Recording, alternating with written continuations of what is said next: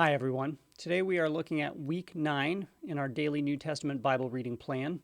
And even though this week's reading includes Hebrews 1 on the fifth day, we're just going to look at Acts chapters 25 through 28. We'll deal with Hebrews 1 through 6 next week.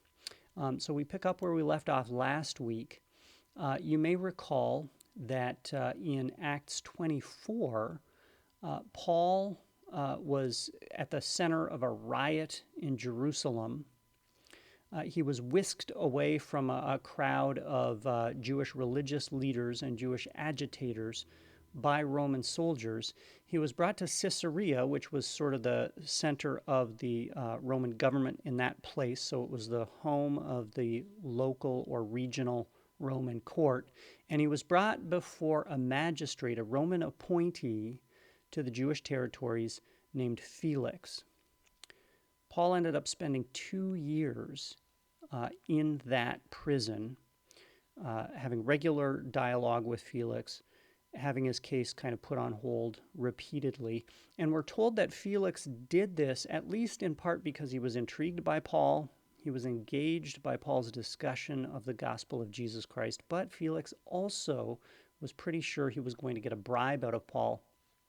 Now, to us, that might seem surprising because, of course, Paul was an itinerant preacher with not a lot of personal wealth. But Felix had caught wind that Paul was transporting donations from one church to another and got the impression that the Christian church was an organization that had access to material resources. And so it's not unreasonable that Felix may have thought that Paul or some of Paul's connections could have gotten him a bribe. Well, here at the beginning of Acts 25, Felix is replaced by another regional magistrate named Festus. Now, we know that Festus was given this charge over the Jewish territories around 60 AD. So that gives us a timeline for the remainder of the Gospel of Acts. Church tradition holds that Paul was executed by the Romans around 68 AD. And so this is approximately 8 years prior to Paul's death. Now, a question was raised last week by one of our Bible study participants. When do we think Acts was recorded? It's highly likely that much of the content of Acts was recorded as the events unfolded. Luke was a chronicler of the events, and he speaks in the first person for the last third of the book of Acts. And so a lot of it was probably being written while the events were in progress. And it's highly likely that Luke finished recording Acts during the final imprisonment that's recorded at the end of Acts. So probably prior to 65 AD, prior to Paul's death, and prior to the fall of Jerusalem in AD 70.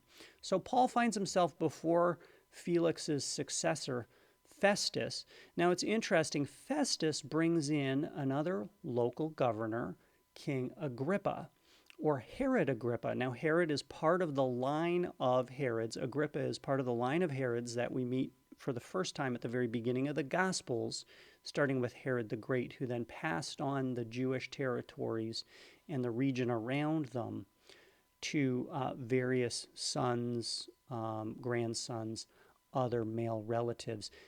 Herod Agrippa received his honorary title when he was only 17 years old, and so he didn't become a leader in any effective or practical sense until he came of age. And so it's very possible that this conversation happens not long after Agrippa takes kind of genuine political power.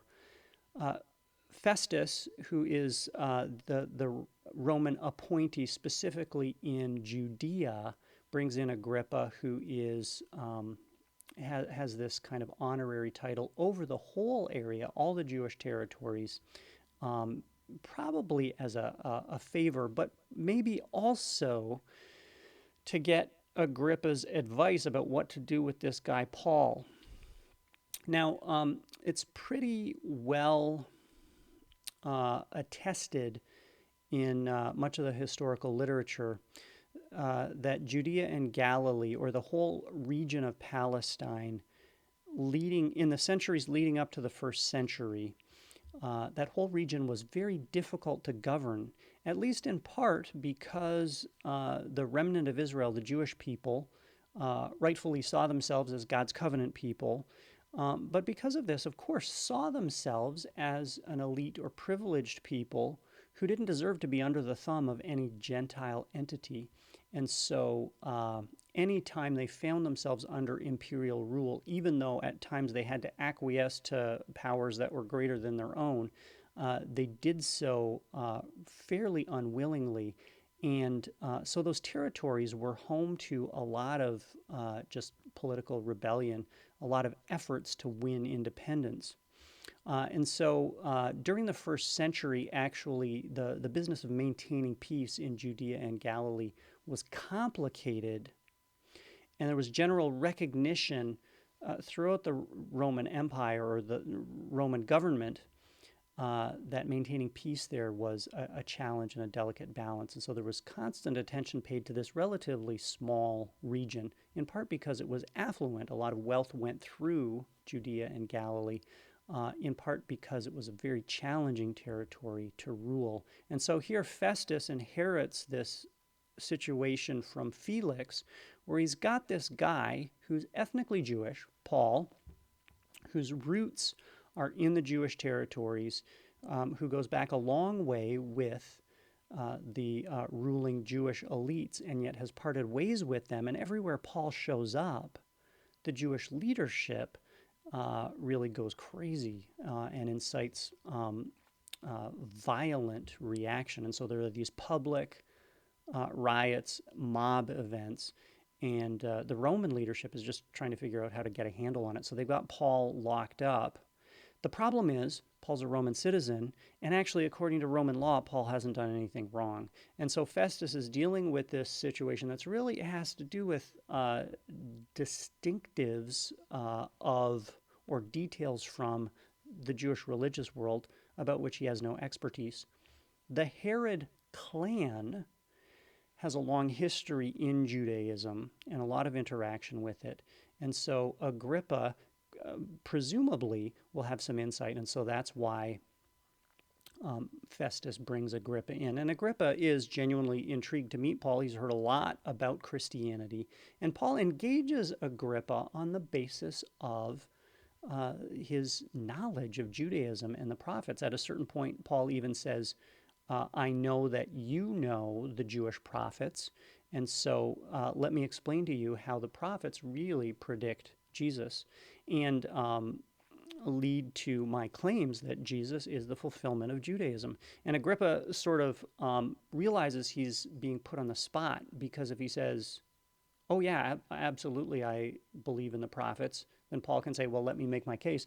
And if he says, no, I don't, then immediately he's going to fall out of favor with his constituents, and it's going to be a huge public relations nightmare. So he kind of demurs, he dodges and says, what, you think you're going to convert me to your way so quickly?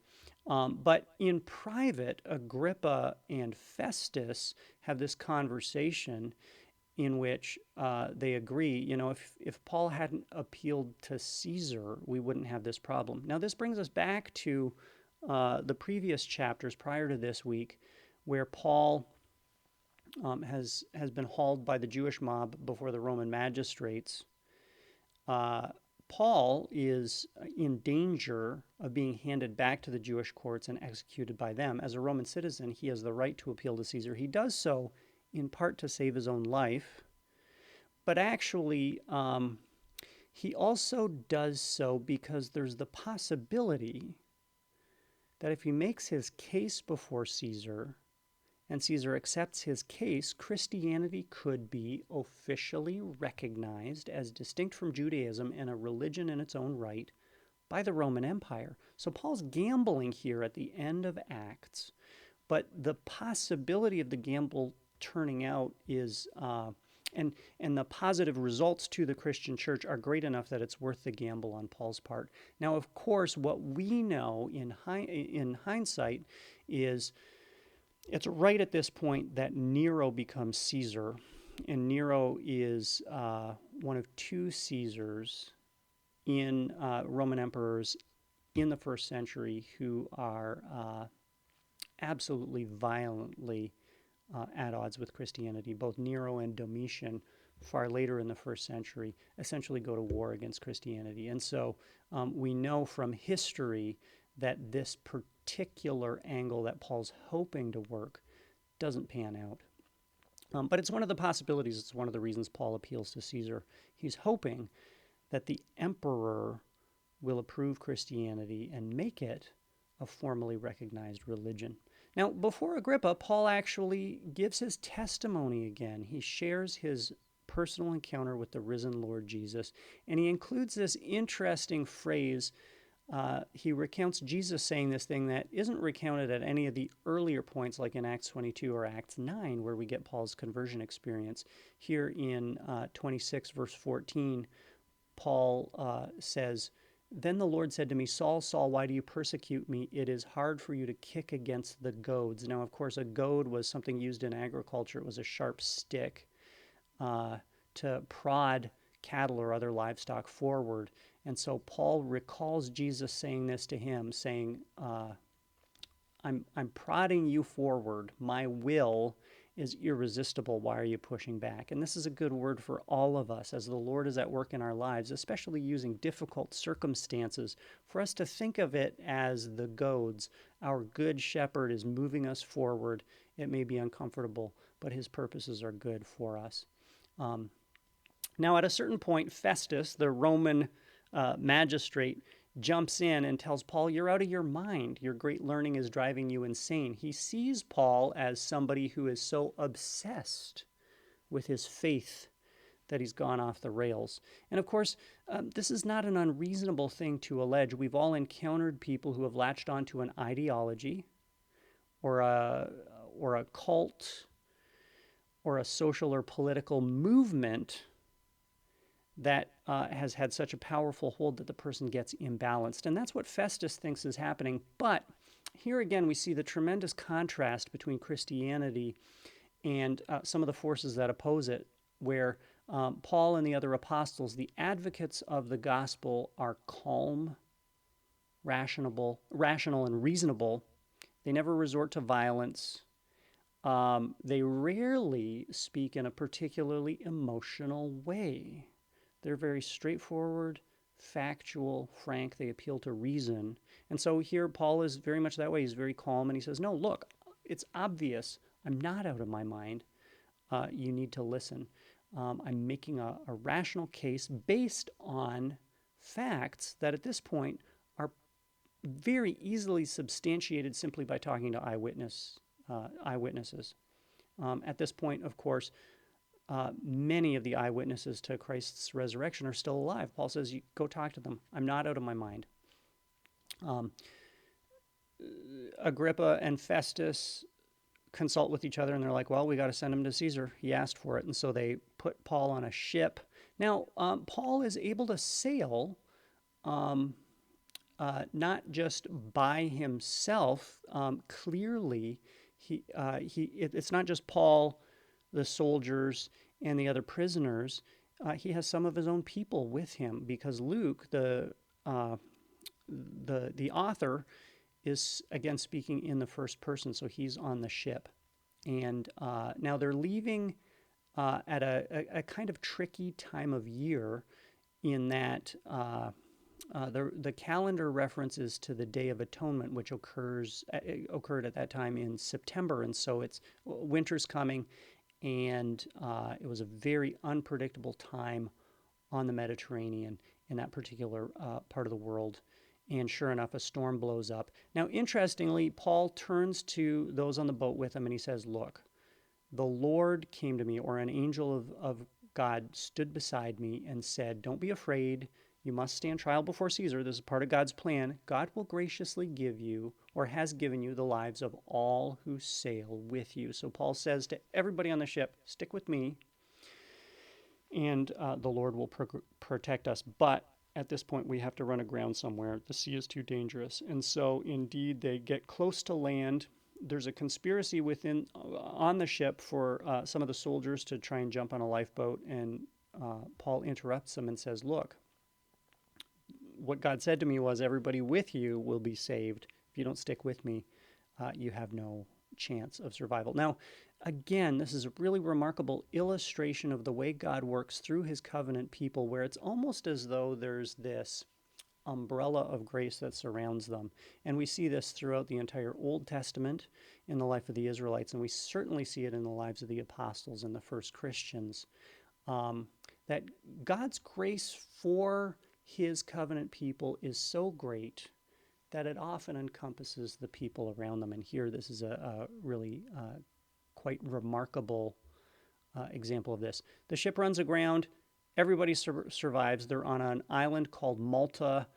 They're shown remarkable hospitality. Paul returns the hospitality by performing miracles on behalf not only of the ruler's father-in-law,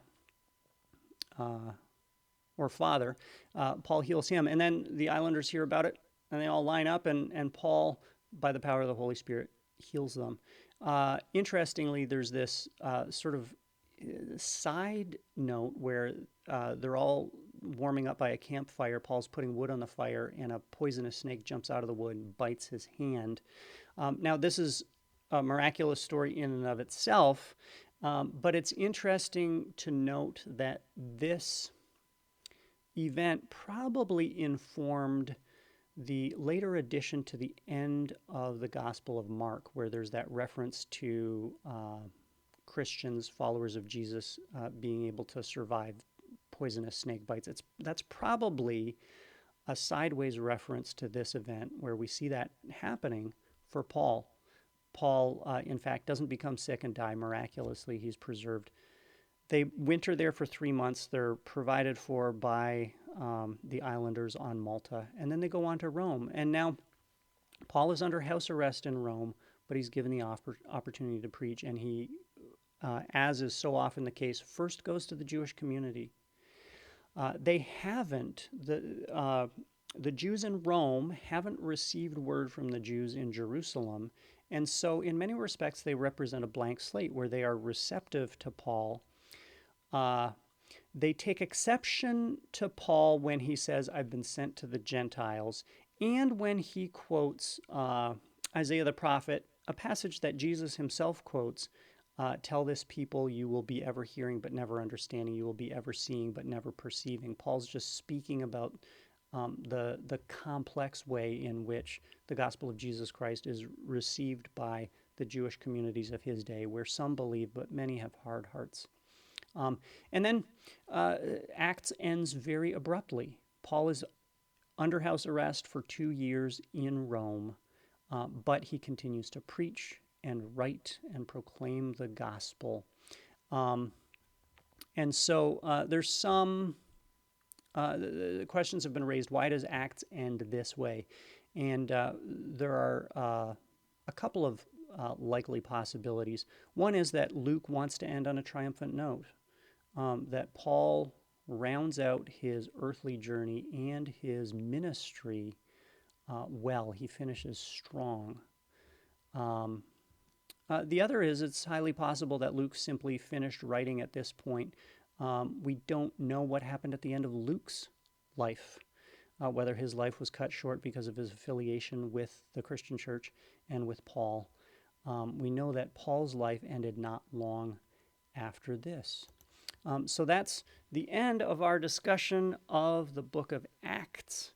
And next week we'll pivot into the book of Hebrews, which in many respects explores that relationship between the tradition and roots of Judaism and its transition into the Christian faith, as well as those themes of